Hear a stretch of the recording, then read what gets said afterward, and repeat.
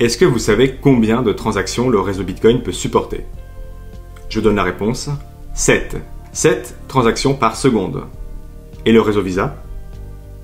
Plusieurs milliers. 7000 pour être très précis, soit 1000 fois plus que Bitcoin. Bien sûr, ce ne sont pas les mêmes usages ni les mêmes technologies. On prête souvent à Bitcoin son rôle d'or numérique et personne ne va gratter son lingot d'or pour payer son pain à la boulangerie. Certes, mais le réseau Bitcoin est capable de scaler beaucoup plus dans ses transactions par seconde. En fait, sans limite même, grâce au Lightning Network, une surcouche de Bitcoin. Partons à la découverte de ce Lightning Network avec John Onchain.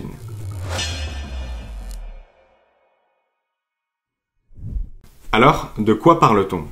Le Lightning Network est une surcouche de Bitcoin qui a pour vocation à soulager le réseau principal en recevant une partie des transactions sur son Lightning. Donc, ce réseau fonctionne avec des canaux. Il est possible d'effectuer des dizaines d'opérations sur ces canaux sans engorger la blockchain principale et de ne sauvegarder l'opération sur la blockchain finale que la différence entre ces deux canaux. C'est une solution de couche 2 qui repose donc sur Bitcoin et qui permet de faire des micro-transactions instantanées. La réponse un peu plus complexe, c'est que en fait, ça repose sur deux grands principes. Le premier, c'est les canaux de paiement qui permet entre deux personnes de faire un nombre illimité de transactions sans les publier sur Bitcoin. Et le deuxième aspect, c'est que comme c'est pas tout à fait réaliste de faire des canaux de paiement avec toutes les personnes avec qui on aimerait pouvoir faire des transactions, donc Lightning Network, c'est également un réseau de canaux de transactions que vont emprunter l'ensemble des paiements, donc vont se frayer des chemins en fait à travers ces canaux de paiement.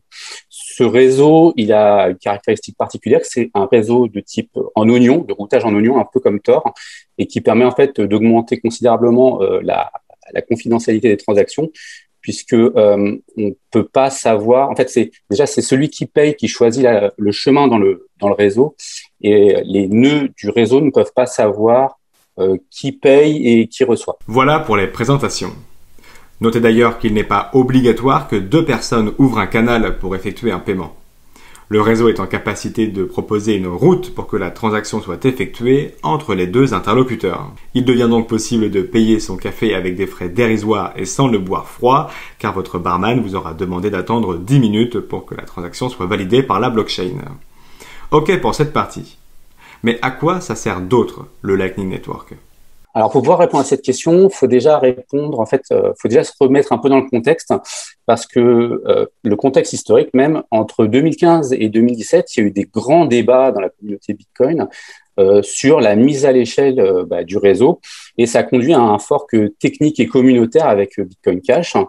Et c'était vraiment l'idée, comment on traite cette mise à l'échelle. Donc, côté Bitcoin Cash, c'était plutôt l'augmentation de la capacité du registre. Et côté Bitcoin, c'était se dire non, on veut garder un registre fort, dense, décentralisé. Et on veut avoir des nœuds qui soient toujours très légers. Donc, sur Bitcoin, on peut faire tourner un nœud Bitcoin donc, avec un Raspberry Pi 3 ou un Pi 4. Et donc, ça fait très bien l'affaire. Et donc, Lightning Network, en fait, est là pour prendre le relais sur la mise à l'échelle. Et donc, ça va permettre de faire un grand nombre de transactions, un nombre illimité de transactions avec à partir même de 1 Satoshi. Donc, le Satoshi, c'est la plus petite unité de Bitcoin, en quelques secondes avec des frais extrêmement faibles et en ajoutant de la confidentialité qu'on avait très peu sur le réseau Bitcoin. Donc, avec Lightning Network, on peut faire des micro-donations à son podcasteur préféré, faire des micro-paiements à un commerçant qui accepte ces types de paiements, et on peut même chatter avec Sphinx.chat à travers le réseau Lightning. Dans les faits, si vous avez l'habitude d'aller chez un marchand, vous pouvez également créer un canal avec lui et déposer en tant que client de l'argent sur ce canal. Un Bitcoin par exemple. Vous allez pouvoir, dans ce magasin, acheter tout un tas d'objets jusqu'à ne plus posséder de Bitcoin sur la balance. Mais pour toutes ces transactions, vous ne passerez pas par la blockchain principale de Bitcoin, mais off-chain, en dehors de la chaîne. Lorsque vous n'aurez plus de Bitcoin, ou lorsque l'un de vous souhaitera fermer le canal, alors la transaction finale sera inscrite sur la blockchain principale de Bitcoin et le commerçant recevra son dû. Entre-temps, vous auriez pu faire des milliers de transactions sans polluer inutilement le Layer 1, la couche principale de Bitcoin, et sans payer inutilement des frais aberrants. Mais qui valide ces transactions? N'importe qui peut-il devenir validateur du réseau? Alors oui, on peut le devenir, n'importe qui peut le devenir. Il y a des solutions qui sont très élégantes actuellement et qui sont très simples à mettre en œuvre. Donc par exemple Umbrel, et il vous suffit juste d'un Raspberry Pi 4, un disque d'1 Tera, et puis en fait, voilà, vous n'avez pas besoin de connaissances techniques pour pouvoir construire ce nœud Lightning. Par contre, ce qui est compliqué, c'est de devenir effectivement nœud de routage, parce que vous allez devoir y mettre des fonds, vous allez devoir construire des nœuds, enfin des canaux de paiement avec d'autres nœuds. Et donc là, il faut bien gérer la capitalisation de ces nœuds. Ça commence à devenir un peu plus compliqué. Effectivement, plus on a de fonds et plus on a de chances en fait d'être important dans le réseau et de pouvoir router des paiements. Moi, je dirais d'une certaine manière, avant de se lancer dans l'aventure à corps et à cri, ne vous dites pas j'ai déjà fait un nœud de staking, c'était simple, etc. Non, là sur Lightning, c'est assez complexe. Il faut comprendre un peu les bases de Lightning. Et là, en fait, il y a Fanis Michalakis qui avait fait une série de vidéos sur Lightning. Et c'est vraiment, je pense, la base avant de se lancer dans l'aventure. Et John, gagne-t-on des frais quand on participe à la sécurité du Lightning Network? Chaque fois qu'il y a un paiement qui va traverser son nœud, donc on va y appliquer en fait des frais, alors qui sont pas très importants, et on va pas se mentir, vous n'allez pas devenir riche. C'est quand même assez difficile d'avoir un nœud suffisamment important. Il faut y mettre quand même pas mal de fonds. Donc ne vous emballez pas. Et dans la pratique, comment utiliser le Lightning Network? Première chose, pas possible d'utiliser ce fameux LN, Lightning Network, avec votre Ledger par exemple. Il faudra télécharger une application tierce, comme Phoenix par exemple, qui vous permettra de gérer cette fonctionnalité sans mettre trop les mains dans le cambouis. Il faudra pour ça faire un premier dépôt sur votre compte et payer n'importe quel invoice. Sur Bitcoin, on a des adresses. Sur Lightning, on a des invoices, donc c'est des factures. Vous allez pouvoir en fait directement l'utiliser sans vous casser la tête à dire voilà, il faut faire du Lightning, il faut faire du Bitcoin, etc. C'est vraiment une expérience sans couture et qui est vraiment l'idéal et qui sont des wallets mobiles non custodiales. Alors, où en est le Lightning Network aujourd'hui? Depuis son lancement concret en 2018, le nombre de nœuds a augmenté de manière significative, tout comme le nombre de Bitcoin moyens par canot d'ailleurs. Mais tout cela reste encore assez faible. Il existe environ 1400 Bitcoins sur le réseau Lightning Network actuellement, un chiffre souvent moqué par les aficionados d'Ethereum, pour qui le WBTC, le Bitcoin tokenisé sur Ethereum et utilisable dans la DeFi notamment, est bien plus intéressant et significatif en termes d'utilisation possible. Il existe plus de 180 000 WBTC en circulation sur ce réseau. Mais est-ce comparable?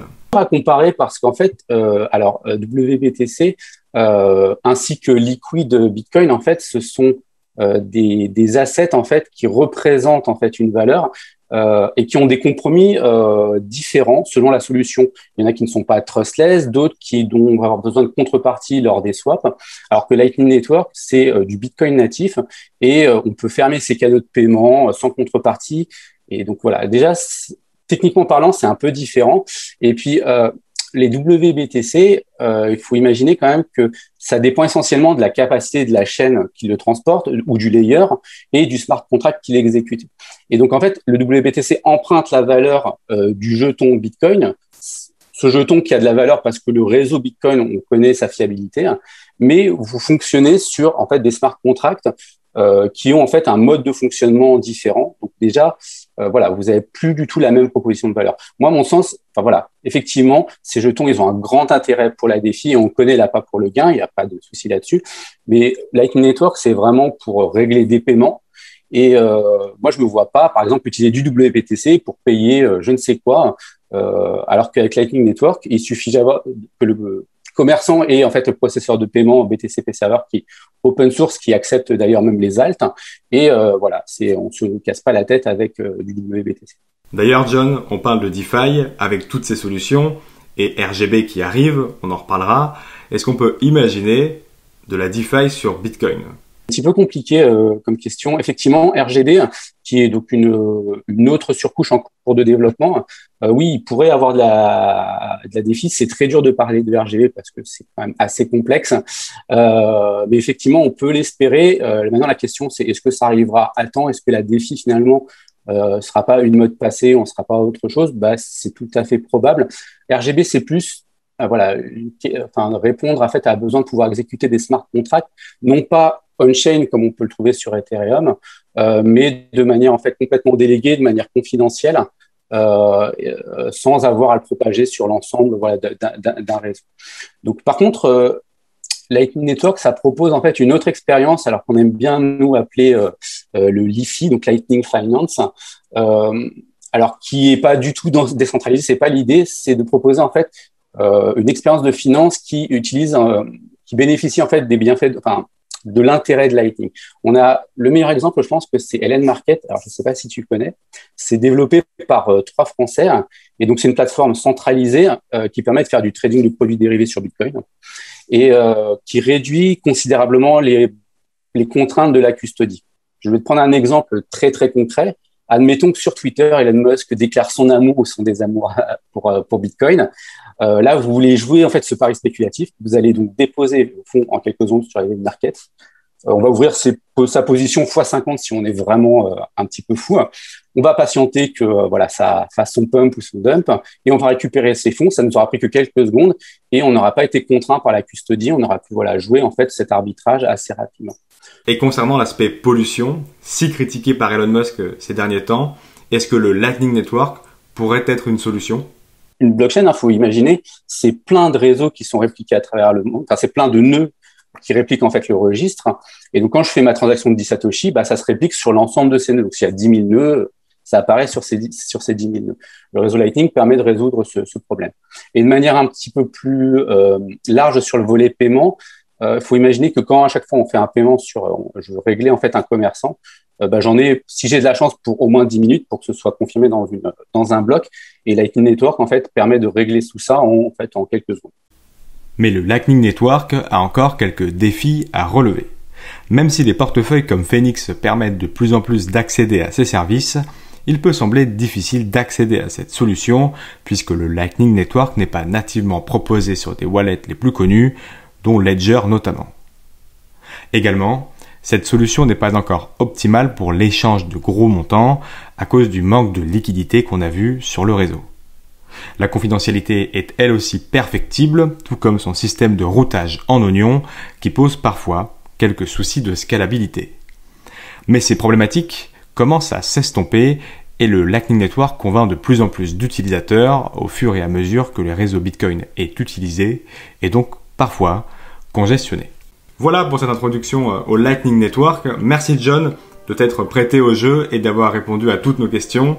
Je vous mets dans la description toutes les informations à ce sujet, ainsi que les wallets Phoenix que vous pouvez utiliser si vous souhaitez vous lancer dans l'aventure du Lightning Network. J'espère que ce nouveau format vous aura plu. N'hésitez pas à nous faire vos retours en commentaire. Quant à nous, on se retrouve ce week-end pour un nouveau podcast et la semaine prochaine avec une nouvelle vidéo courte sur une autre thématique. D'ici là, restez curieux et connectez au site de cryptost.fr pour être à l'affût de toutes les dernières news crypto.